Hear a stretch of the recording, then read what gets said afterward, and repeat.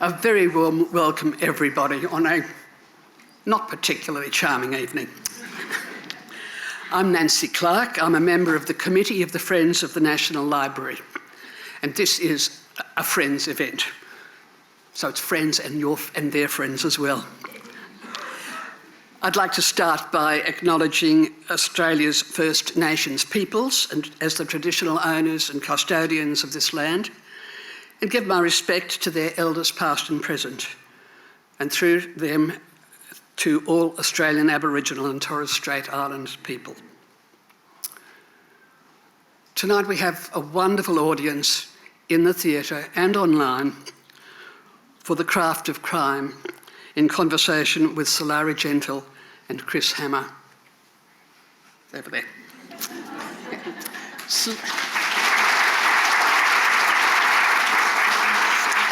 Thanks. Yeah. Sulari is the author of the multi-award-winning Roland Sinclair Mysteries, a series of historical crime novels set in 1930s Australia, as well as the Hero trilogy for young adults. Recently, she's changed modes and settings a bit.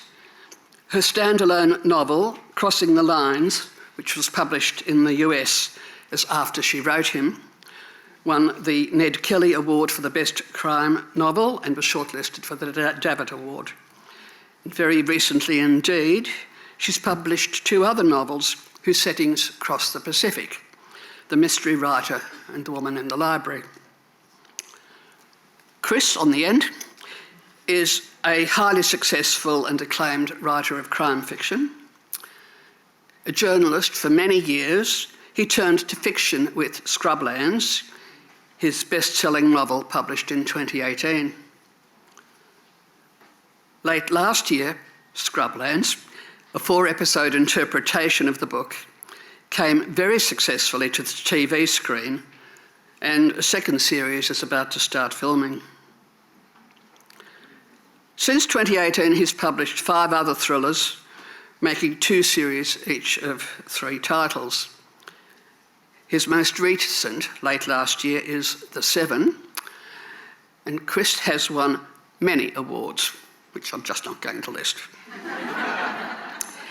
And closest to me is our moderator, Anna Steele, formerly head of English at Canberra Girls Grammar, and she's well known to us as a book reviewer, particularly of crime fiction, for a long time with the Canberra Times till they gave that up, and now with the Canberra City News. A particular pleasure is that with a little geographic latitude, the 3 of these this evening are locals, Canberra and district locals. Now, crime fiction has been published in Australia since at least the 1880s. Just over a week ago on the website of the library, Alice Quinn introduced a new blog pointing out the wonderful collection of Australian crime writing held in the National Library. And Chris's and Sulari's books are, of course, part of this national collection. In her brief survey, Alice demonstrated some of the ways that crime fiction can help readers and researchers learn more about Australian culture and concerns. But we know it can do much more than that, and I'm confident that by the end of the evening we'll have a better understanding of what crime fiction does and how its writers make it work. Just logistics, Anna will talk with Sulari and Chris for about 40 minutes and then open up the discussion to the audience. And just finally, if you haven't already done so, please switch off your phones. It's a great pleasure to welcome Sulari, Chris and Anna.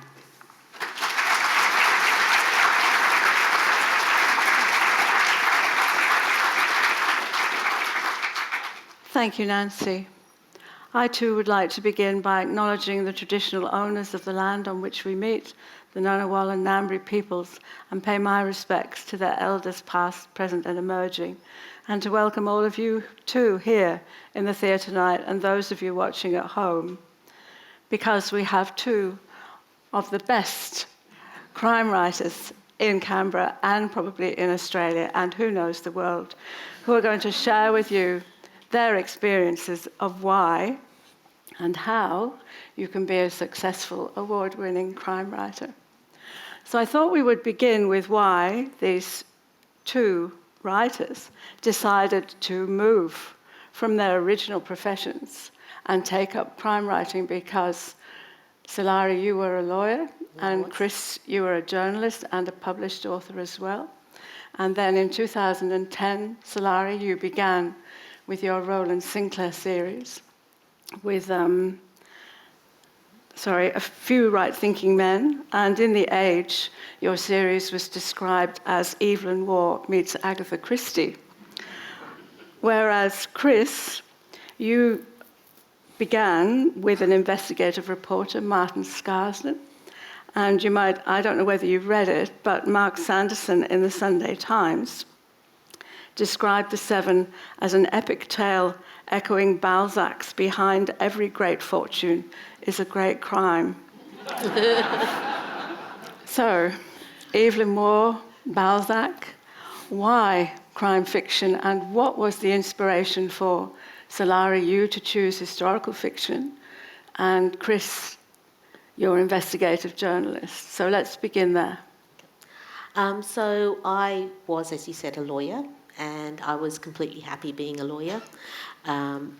But I was one of those people who was a serial hobbyist. So I'd pick up a hobby, do it madly and intensely for 6 months until I'd mastered it, and then I'd move on to the next hobby. So I have done porcelain doll making, stained glass windows, welding. I can pregnancy test your cows. And I picked up writing in much the same way. I had finished the welding course. I was looking for something to do with my time. And so I thought, I'll write a novel. And I just sat down and I started to write. And within moments almost, I realised it was something different to the usual hobby. It felt to me like I was breathing properly for the first time in my life. And I knew inevitably that I wouldn't ever stop writing. And of course, that's a little bit problematic when you're a lawyer, because I lost interest in the law, and that's a dangerous place for a lawyer to be, even more dangerous for their clients, I guess. And so I started to wind back my legal practice. Why crime fiction? I didn't actually start out writing crime fiction. I started out writing mythic fiction, which is what the hero trilogy is about. So stories written into the Odyssey and the Iliad. Why I wrote crime fiction was my husband is an English history teacher.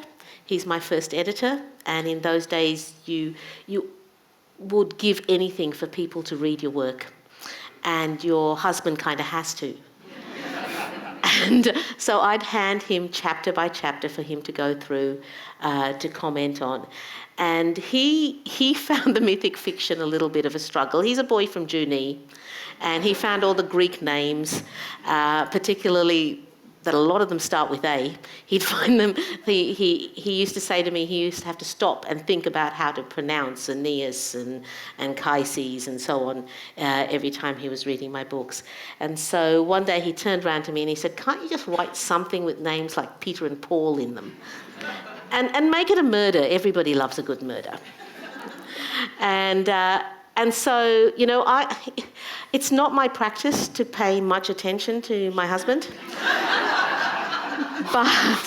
But because I had realised that I wasn't ever going to stop writing, and I had found it with a kind of a passion that I didn't want to come out of my head. The writer's head is a very interesting place for a writer, but for the people who live with us, it's awkward because we're not there half the time. We're in other worlds and thinking about other things.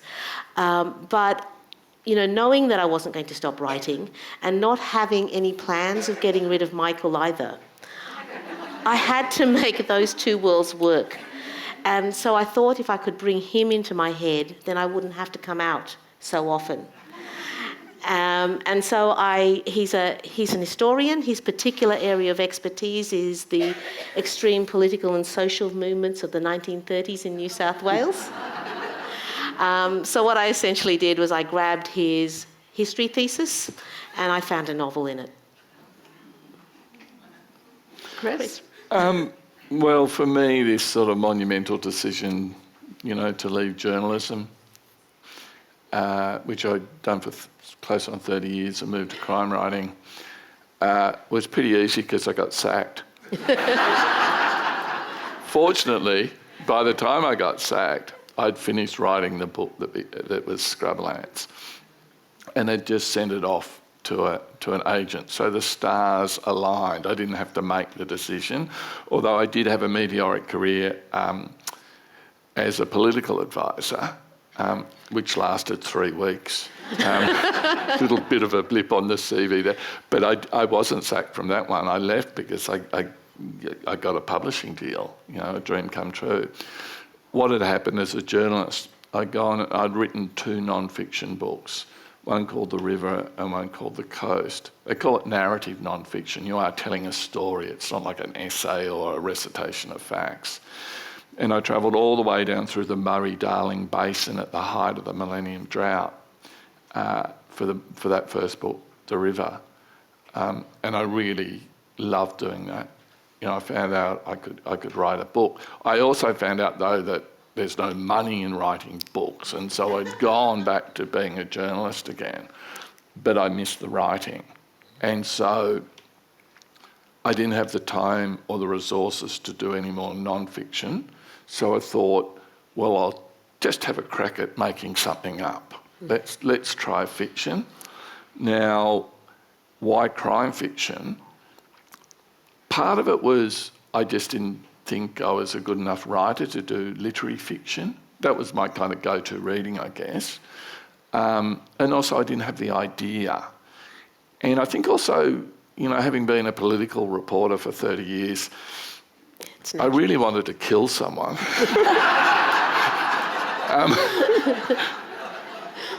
I had enjoyed reading crime fiction. I really liked the old, the American hard-boiled detective books like Dashiell Hammett and Raymond Chandler. I'd read some Australian fiction, which I really liked, like the Shane Malone books, the Murray Whalen books. But for me, the standout, and another coincidence, when I studied journalism in Bathurst in the early 1980s, my writing teacher was this bloke called Peter Temple, who was the most remarkable teacher, completely acerbic, would tear strips off you, would fail an entire class without blinking, but also was this great stylist and very impressive. So when he started writing and his Jack Irish books came out, I read them and I loved them. And his final 2 books, The Broken Shore and Truth, they're outstanding. Truth won the Miles Franklin Award, which I think is pretty much unprecedented. So for a genre book to win an award of that stature, literary stature. So he, in a way, had shown the way. Now, I didn't think I could write as well as Peter. I still don't think I can write as well as Peter, but he showed that you can have a crime book. It's got a plot, so that gives it a kind of a skeleton, if you like. But then you can flesh it out with characters and setting and language and dialogue and humour and drama and action and all those things. And I'm so glad that I decided to do crime fiction. It's been so rewarding and I love it so much. I can't imagine really sort of writing anything else, at least for the moment. So when you got your publishing deal, you resigned from the political advisor's position. Yep. Gosh, that was did you know at that time that the book was going to have the kind of success? No. Because normally, you sell 5,000 books and that's it. It was 5,000. I sold about, I'd be lucky if I sold 2 of the non-fiction. Yeah. So no, I submitted the book to an agent and she'd taken me on. But that's what I thought was going to happen. Okay. That it would get published.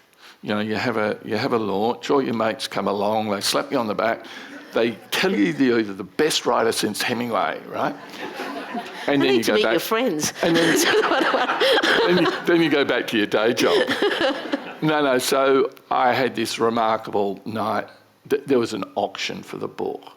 This is scrublands. This is every writer's dream, particularly every debut writer's dream. Now, I think I was very fortunate because pretty much every publisher in Australia was interested in scrublands because this was about a year after Jane Harper's book, The Dry, had come out and was this massive success. So a lot of publishers that weren't that interested in publishing crime up until that point, they were all in. And so there was this remarkable evening, Friday night, I'm in Parliament House. Parliament's risen on the Thursday, everyone's gone. I'm in this one little corner in the office, and I finally finish my work and ring Grace, my agent, who takes me up through the bids. And there were about 6 different publishers bidding. And it got up, she put it out for Australian New Zealand rights, but at the end, we got to some global bids that had come in, and one was we were into 6 figures, and I'm in my mind going, oh, what if I go to Stephen and suggest I work 2 days a week or 3 days a week? And then Grace goes, hang on, there's another bid, and it was an absolutely jaw-dropping amount of money. And in that second, I knew my life had changed. Yeah. There was no real risk for me. I was old enough. My wife and I both got good superannuation, all of that. There was no risk. So there I was in the office, this darkened office, laughing and crying and dancing around, because in that second, I realised my life had changed. And Grace let me carry on like that for about 20 minutes. And then she said, yeah, but I don't think we'll take it. And we didn't in the end. Because it was a world rights. It was a world's rights. And I'm published in Australia by a wonderful independent publisher, Australian independent publisher, Allen & Unwin. Mm-hmm. But success doesn't come without great characters. And I thought we should talk about your Roland Sinclair, where he came from, how did he come into your head, and at the same time, your Martin Scarsden. And the obvious question for you, Chris, is whether you based him on yourself or not. No, so I made this decision. I'd gone back to work. I had a very intense job, it was like often 12, 14-hour days. I decided I'd write crime fiction, but I also realised I knew nothing about how the police work, except what we all get from watching telly and reading books. I'd never been a crime reporter or a court reporter, so I didn't know that. So I thought, I know I'll make a journalist as the protagonist. And a journalist is a good protagonist for a crime fiction book because you do have a licence to go and put your nose in where it's not wanted. You don't have the powers of arrest and you can't get search warrants and all of that.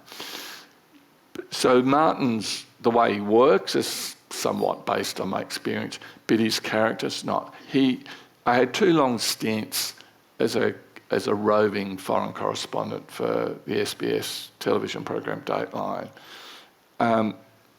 Now, that doesn't mean I was a war correspondent, but there were times when I did go into fairly hairy places like Cambodia and Bosnia and Gaza and the West Bank.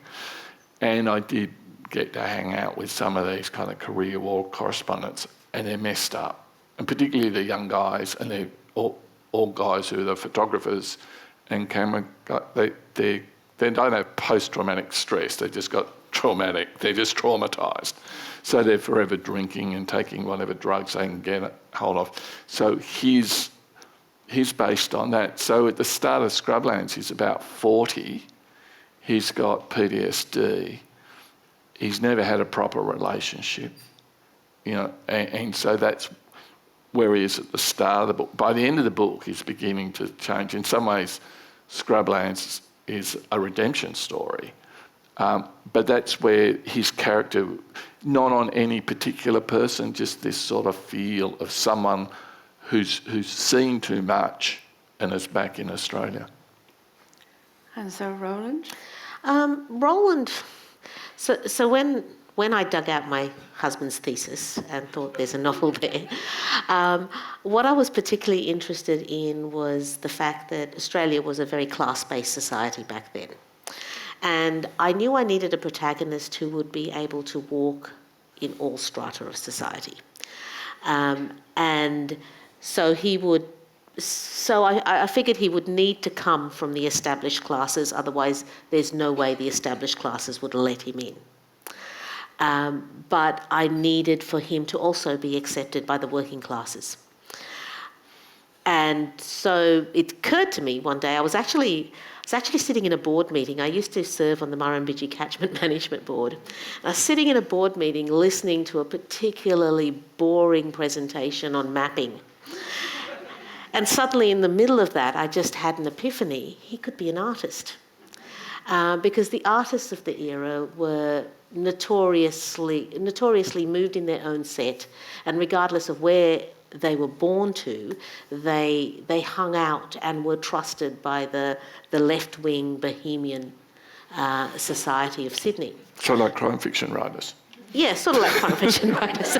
Doesn't matter where we come from. And so and at that point, Roland walked in almost fully formed. It was, what Chris was saying about making someone a journalist and giving you a way in is really important. Now, I'm certainly not a wealthy young man from the landed gentry, but with Roland being an artist, we shared something. So I paint. I am by no means an artist, but I do know how he looks at the world. I know that he looks at the world in terms of composition and how he would paint it. He looks at people in terms of not necessarily whether they're conventionally attractive, but how interesting they would be to paint, and what he would bring out if he was to paint them. And so all those things gave us just a link, one common link. You don't need to be the same person as your protagonist, but you do need to have some way to speak to them. And the art gave me some way to speak to Roland, and after that he wouldn't shut up. He just kept talking. So it was, well, actually, no, I'll correct that. Roland doesn't talk a lot. He stands around and looks at you and looks amused a lot, but he doesn't talk a lot. So the other characters came into play because Roland just won't tell you some things. And so he needed to be surrounded by people who would talk to me. And out of that came Milton and Clyde. Edna came into being because I knew that I didn't want to write a love scene. and I thought he needs to have a love interest, but I need to get away. I need to get out of writing a lot of the sex scenes that go with love interests. So I needed it to be an unrequited love. But she had to be so amazing that readers would understand why he didn't ever give up on her. And so Edna evolved from that. She's the kind of woman who would be an artist's muse, who he would fall so hopelessly in love with that I could string him along for several books. I'm looking forward to the new series with the detective welder.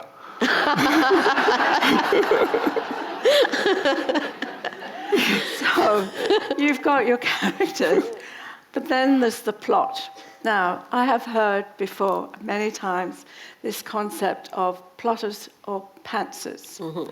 And Chris, you've said you begin with a setting and a few plot lines and then see how it goes. And Sulari, when in Crossing the Lines, you wrote, I wrote this novel as I do all my novels without a plot or a plan of any sort. Yeah. So how on earth does this work? I have a theory. I'm an extreme pantser, so all writers really live on a spectrum where on one end are the extreme pantsers and they don't plot or write this or plan at all, and on the other end are the extreme plotters who write plans that are longer than the book.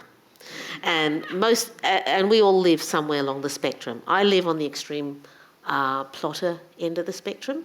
Plot?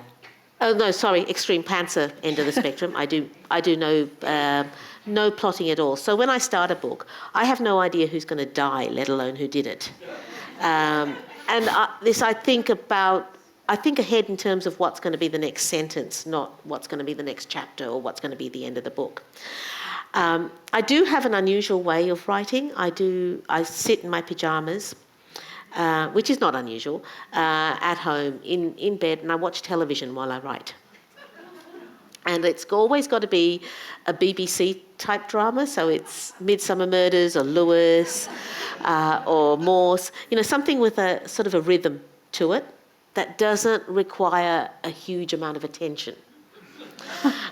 So with for example, with Midsummer, that there's going to be a murder about 20 minutes in. For 20 minutes, they're going to introduce all the suspects, and then there's going to be a murder, maybe a second murder at 40 minutes in, then a wrap-up. There's not going to be a lot of action. There's no gunfights. Barnaby's just going to plod around and do the reveal.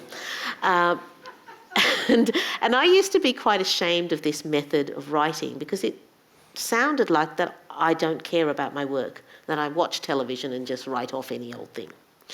But I did a session with a writer called Kylie Ladd. I don't know if any of you have read her books. She's a wonderful writer, happens to be a cognitive psychologist as well. And she explained to me what I was doing, because she said, no, that's perfectly normal. Apparently, the creative centre of your brain is in your prefrontal cortex, which is difficult to access directly.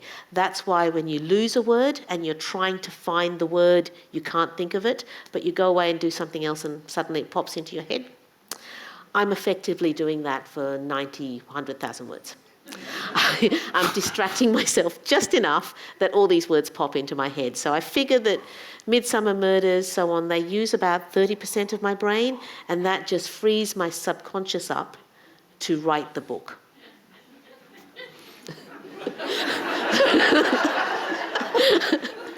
And that's what I've done for, that's 16, 17 books now? Yeah.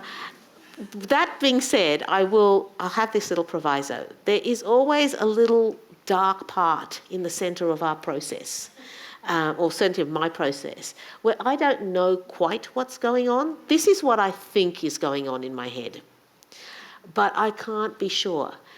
And I don't want to poke at it too much in case by poking at it I break the magic and I can't do it again.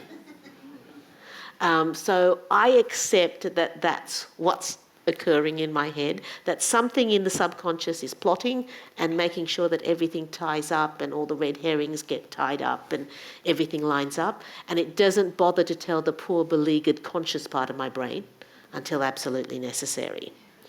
But maybe I'm wrong, but I just don't want to poke at it too much. I don't know if we actually explain the plot as it's self-evident. You plot everything out. And as Sulari said, some people do a treatment of 300 or 400 pages before they start writing the narrative. The pants it's short for writing by the seat of your pants. I did a session like this just recently with Louise Milligan, the Four Corners reporter, who's just written this terrific crime fiction book. And she goes, "Oh, I thought it was Panther. I thought people were calling me a panther." I said I like that much more than panther. She had a romantic image of us running through jungles, making up stories. So I'm a panther. I start with a setting's very important to me, and I realise kind of what I'm trying to do with the book is, if you like, cast a spell, create this world. I mean, it's contemporary Australia, but it's imagined, and invite the reader in. As a reader myself, I like an immersive read. And so the setting's important. So I have an idea of the setting. The characters, maybe a repeating character like Martin, the journalist, or in my more recent books, the homicide detectives, Ivan and Nell. I'll have maybe a spectacular murder, but like Sulari, I won't know who's committed it or why. And I have some other, and maybe an issue of the day, which might be like climate change or political corruption or something like that. And I mix them together, and I start writing, and I really don't know where it's going until I finish my first draft. And I'll often throw out many words, tens of thousands of words. I think with Scrublands, I probably threw out a couple of 100,000 words. So if you've got a choice between a plotter and a pantser, I'd recommend being a plotter. But I've tried it and it just doesn't work for me, because I'll try and I'll just get too bored. I want to get on with it. Yeah. I think I've plotted out. I get to a point. I go, no, that doesn't work. They wouldn't do that. But more often, what happens is I just get a better idea, and that takes me off in a different direction. And then finally, once I've finished the first draft, I've got an idea where I'm going. But by the time I'm handing the manuscript over to the publisher, it's got something like draft number 12 on it. And so I am plotting, but I'm plotting through writing. So although the pantsers and plotters sound like diametric opposites, I think it's really two sides of the same coin. Oh, see, I don't know if you're a true pantser, because I do one draft. Oh. Yeah, it's... Well, no, I'm a true pantser because my first draft is so awful that it's not even recognisable as a book.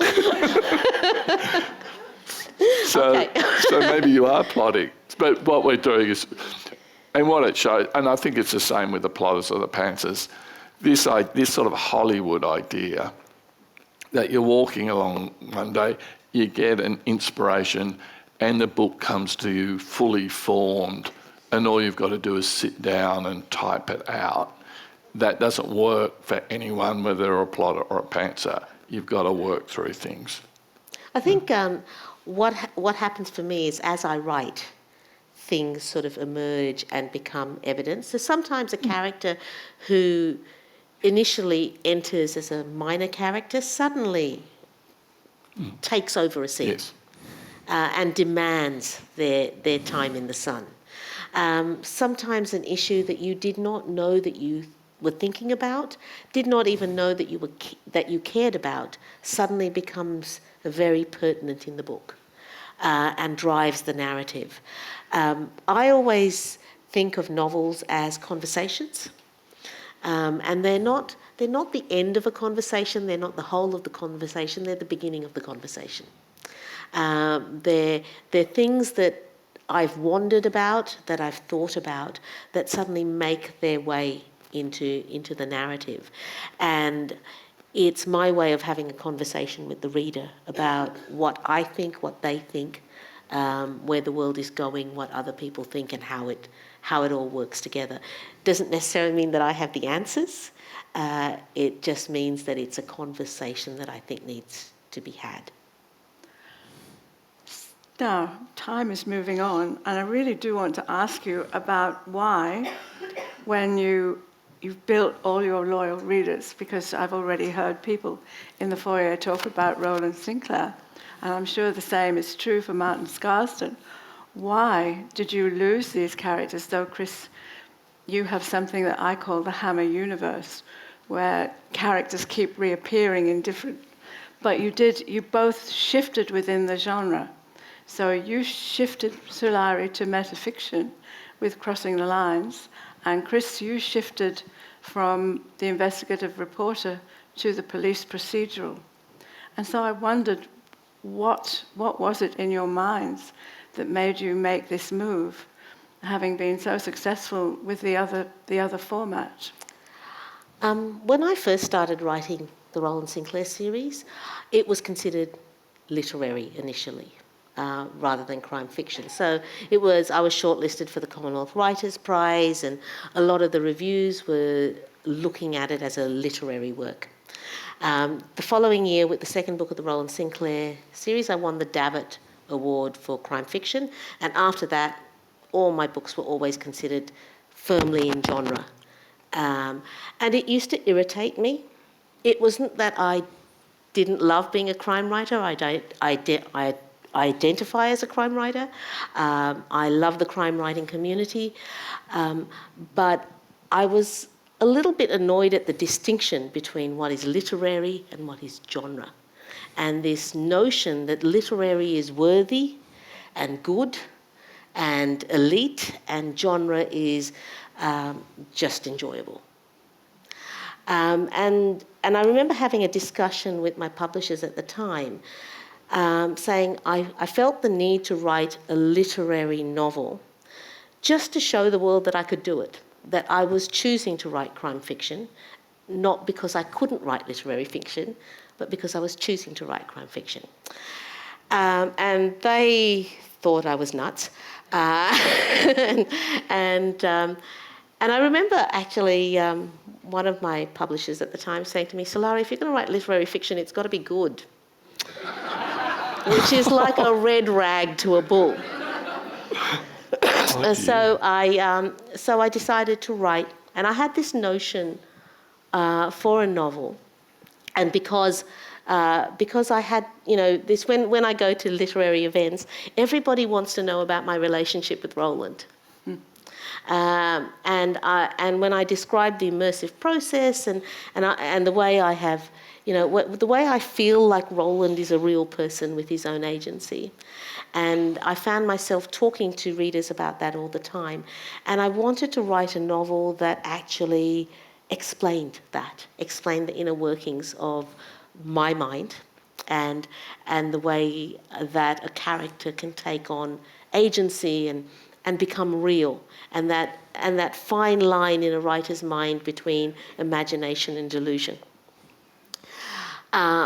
But of course, I think I must truly, at heart, be a crime writer, because I started this novel and I had all the ideas for what a literary novel was, and it can't be too funny, it can't be too happy. If the novel's getting too upbeat, then make something miserable come into it. And then all of a sudden there was a dead body there, and it was a crime fiction. and so that's where Crossing the Lines emerged from. It was this need to write something different. But to be honest, I'm really glad that I went through that process. I often say to people, if there was only one book that I could have on my gravestone, it would be that book. And the reason it would be that book is because I think that is the one book that I can say is truly novel. I don't think there is another book that's structured like it, ever. No, you've certainly got Madeline and Ned talking to each other.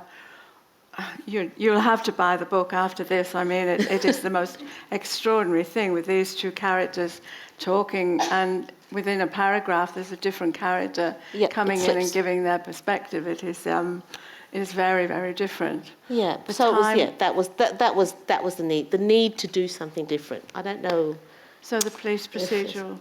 Well, I did learn with the non-fiction books that it's very important for booksellers to know where to put your book, because that one, the river was, in some bookstores was in the environment section, in others it was in the politics, in another one Australiana.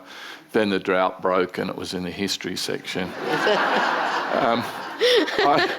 I swapped out from Martin Scarsden to Ivan and Nell because I felt in some ways I'd exhausted Martin and Mandy, his partner. So remember before how I said Scrublands was in part like a redemption story for Martin.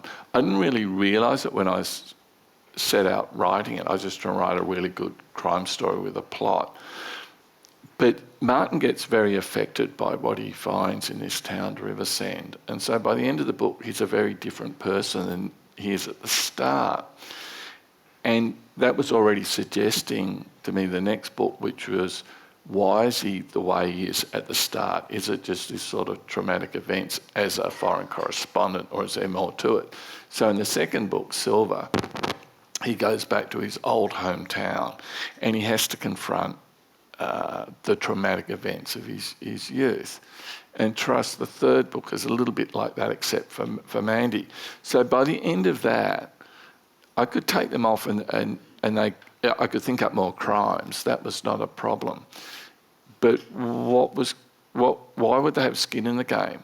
I didn't feel like I could just turn them into these objective, slightly mechanistic sort of investigators, in the way that, say, Miss Marple or Poirot or Roland Sinclair or Barnaby, Midsummer, who can investigate and not be affected. I could write a book like that, but I felt it would be a bit of a cheat to the readers because they would expect, a certain sort of book. So I thought, I'm just going to leave them. I'll write what I thought was going to be a standalone Treasure and Dirt. And then I thought, well, I can't use another journalist because it'll just seem like Martin Scarsden light. So that's when I went to the homicide detectives, Ivan and Nell. And in those books, it's the same thing. They really have skin in the game. In that first book, they're thrown together, and for different reasons, both their careers are under threat. And so they have that choice of essentially whether to throw each other under the bus or to team together, sort of thing. And that's continued. So that was the reason. It wasn't, and instead of being, a standalone book, it's the 7 is the third, and there'll be a fourth one out in October called The Valley, which is again an Ivan and Nell book. So they're rolling along. On the other hand, just recently they made the TV series of Scrublands, and I was overseas and they sent me through an advanced copy, a link to watch the first episode, and it just really sucked me in. I wanted to watch the next episode, I wanted to find out what happened. And that's got me thinking, I like Martin and Mandy, I'm going to have to write another book with them in it. Before we go to questions from the audience, can I just ask you, Chris, one more question? Because I always want to know where the weird names come from. The Harley Snooch and the Hillary Hosgrow and Bullwinkle and... My personal favourite, I think, is the guy who runs an earth moving company in Treasure and Dirt, and his name is Trevor Topsoil. No, what happened, we talked before, my expectation was I thought Scrublands might get published, but the same thing would happen as the non-fiction, it'd sell nothing. So I was working late at night, because I had this full-time job, the kids were still at home, and I think I just got bored. And so there are these Dickensian names, right? They're a bit over the top. Yes, Harley Snouch and Codger Harris and Martin Scars, Mandalay Blonde, yes. And then, of course, the book comes out and it does really well. And I'm thinking, I've kind of over-egged the pudding here.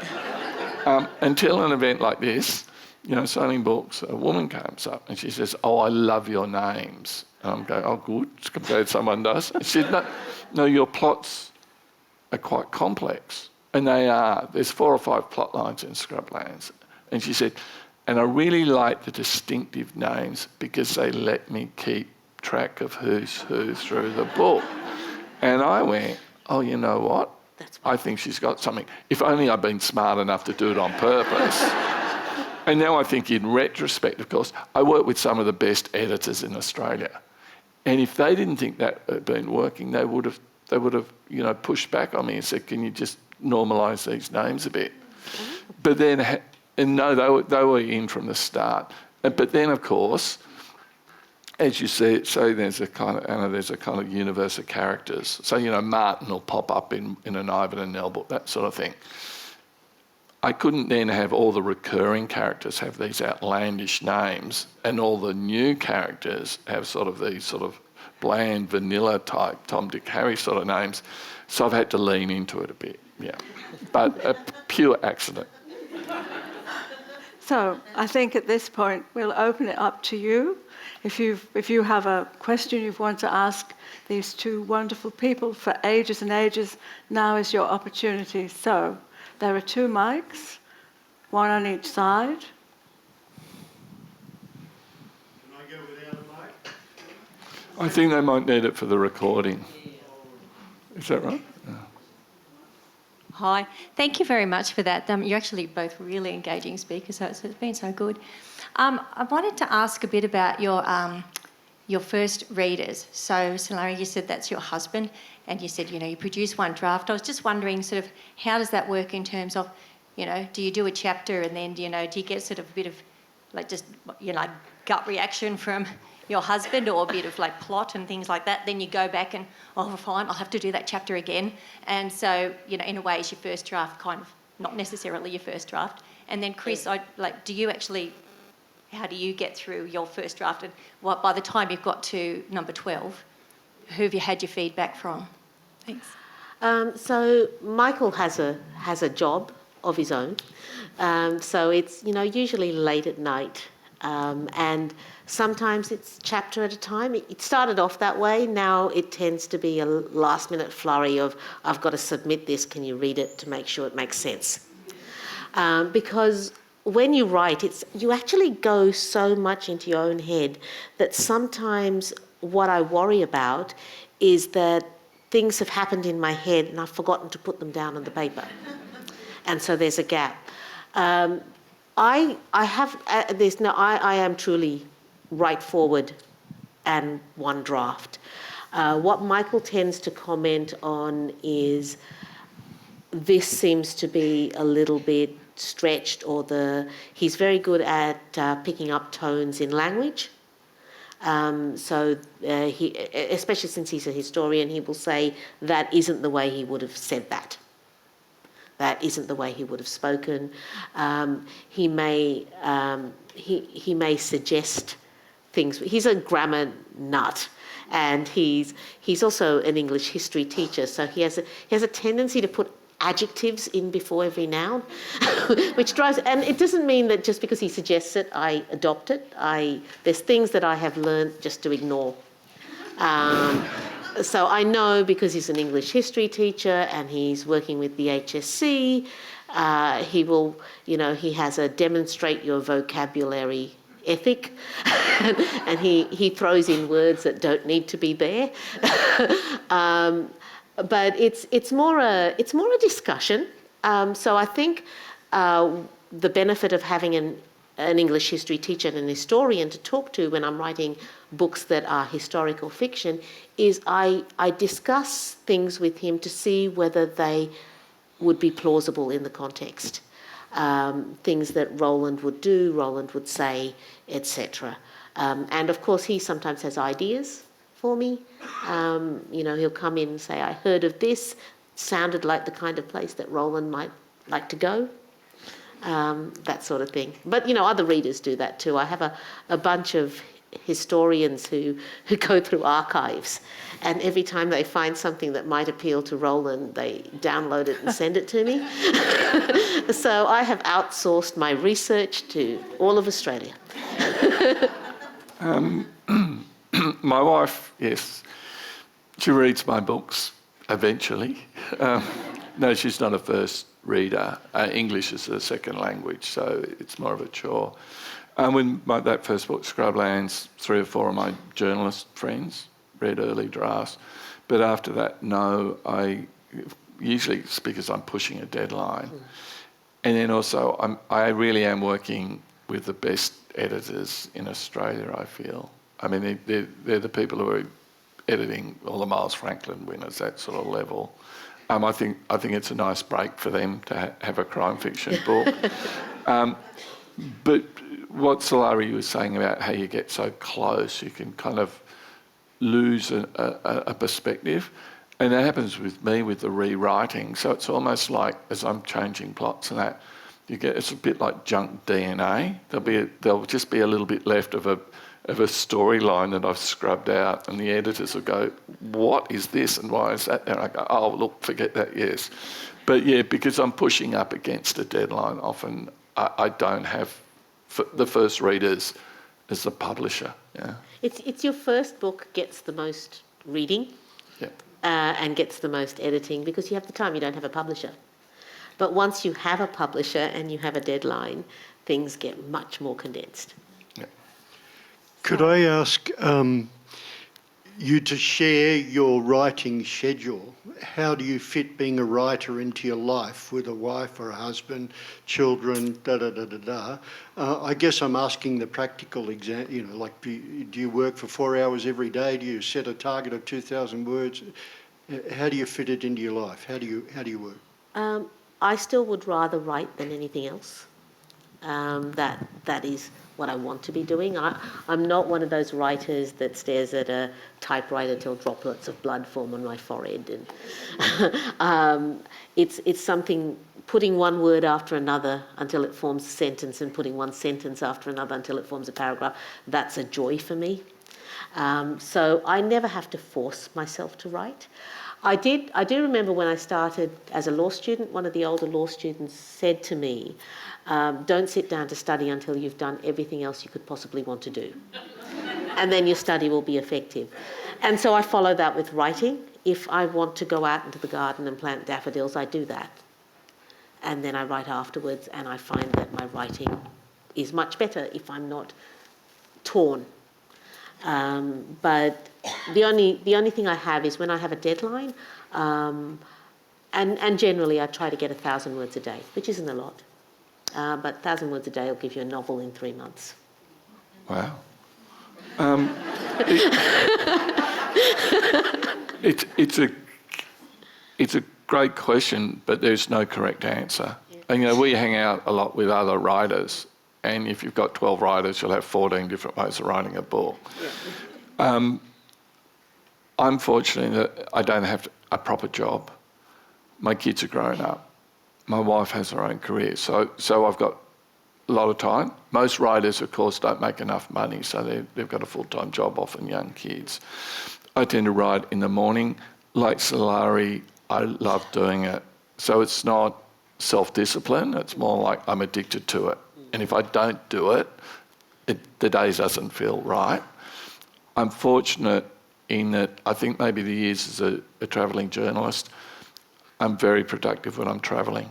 On the train to Sydney Airport, lounges, noisy cafe, doesn't bother me at all.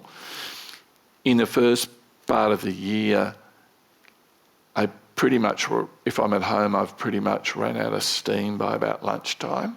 This is in the sort of creative stage, if you like. But then in the afternoon, I might be doing exercise or housework or whatever, and I'll be thinking, and Sulari said before about if your mind's not exactly on it, that's sometimes when the best ideas come to you.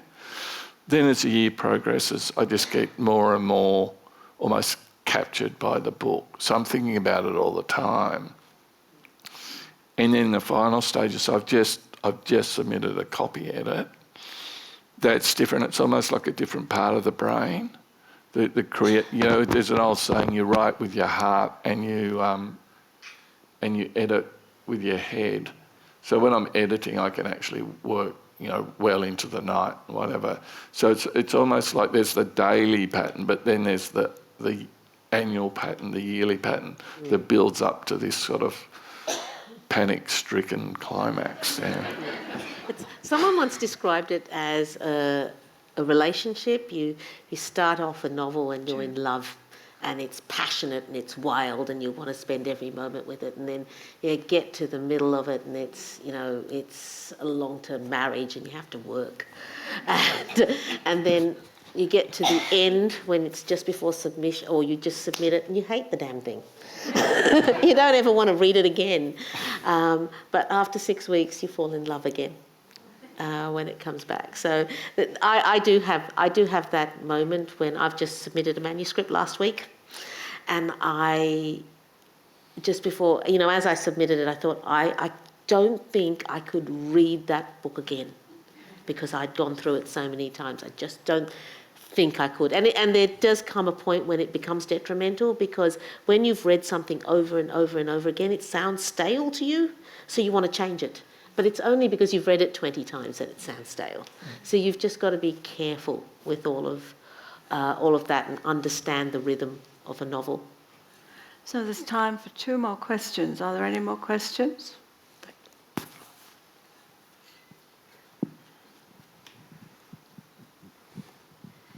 Hello, thank you so much for your talk. It's been fantastic.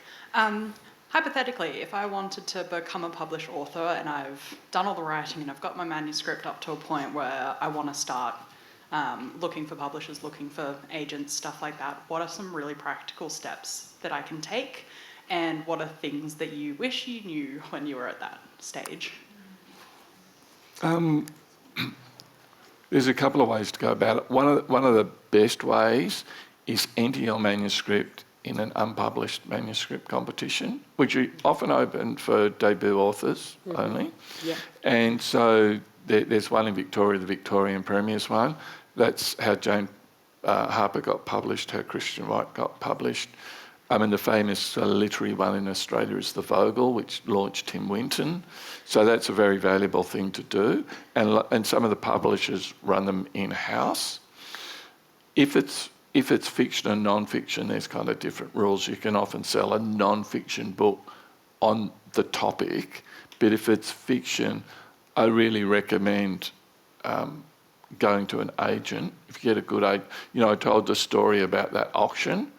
You can't do that by yourself. You need, the reality is though, and you probably had a slightly different experience because you came from journalism, there are very few agents in Australia. It's actually easier to get published in Australia than it is to get an agent. I had 10 books out before I managed to get an agent.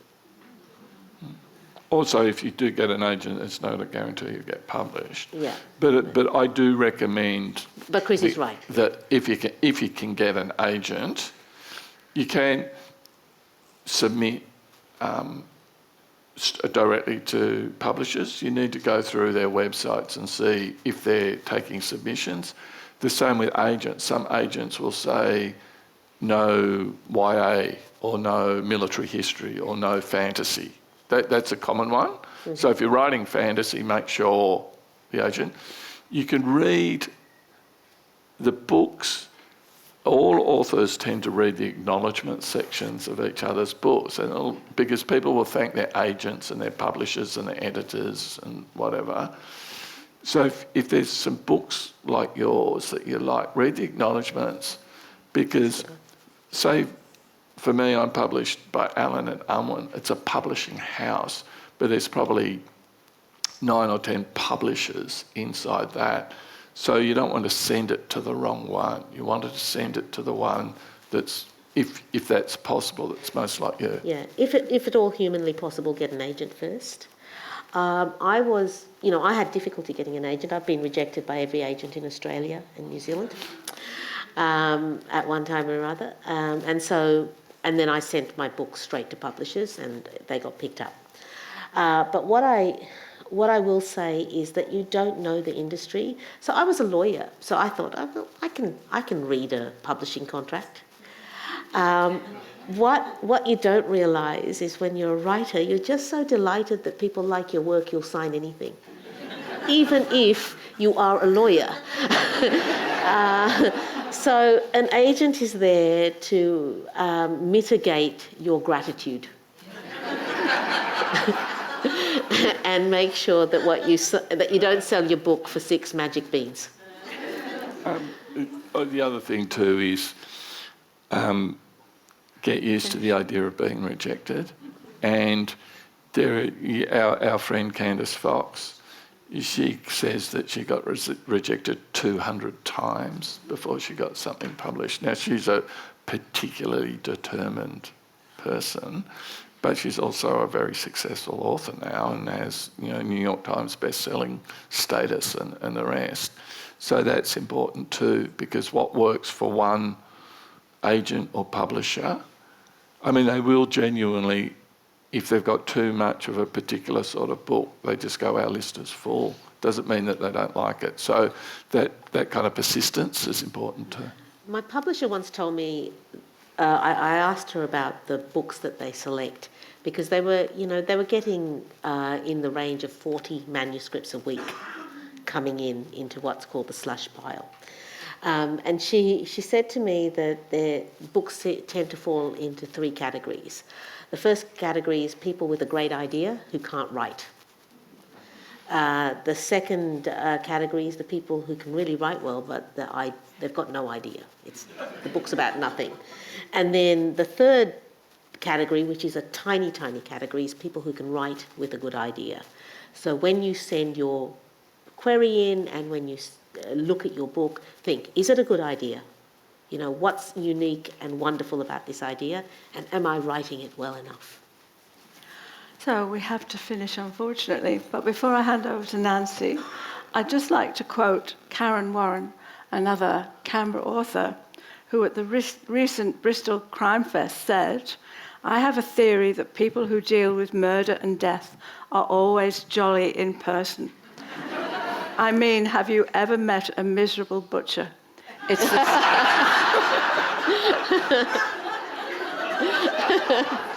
It's the same with us. And I think you'll all agree, they're jolly people. Thank you.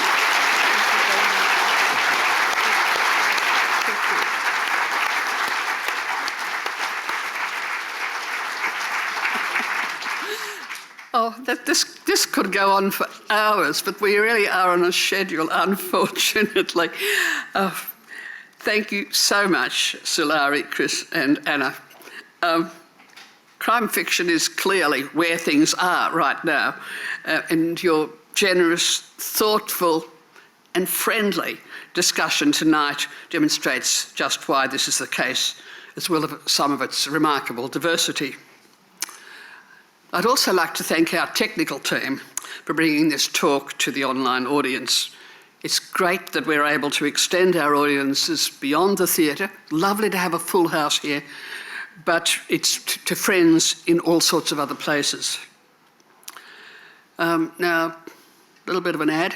This event is part of a regular program that the Friends of the National Library run throughout the year. If you're not a friend, let me encourage you to think about the pleasure and satisfaction that membership gives, both through the program we run and our knowledge that we're supporting the National Library. And there are these very pretty little brochures being handed out, I hope. Now, just a few really quick announcements, which are important for you all. Chris and Sulari are both available to sign copies of their books straight after the talk. Thank you for that.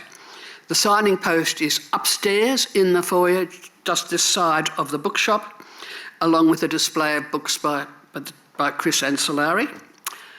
And if you've not already, if you didn't know this, it's a reminder that the bookshop is staying open until 8 o'clock, so you can hot-foot it up and buy a copy of the book. And if you are a friend of the National Library, you will get a very generous discount, worth knowing about.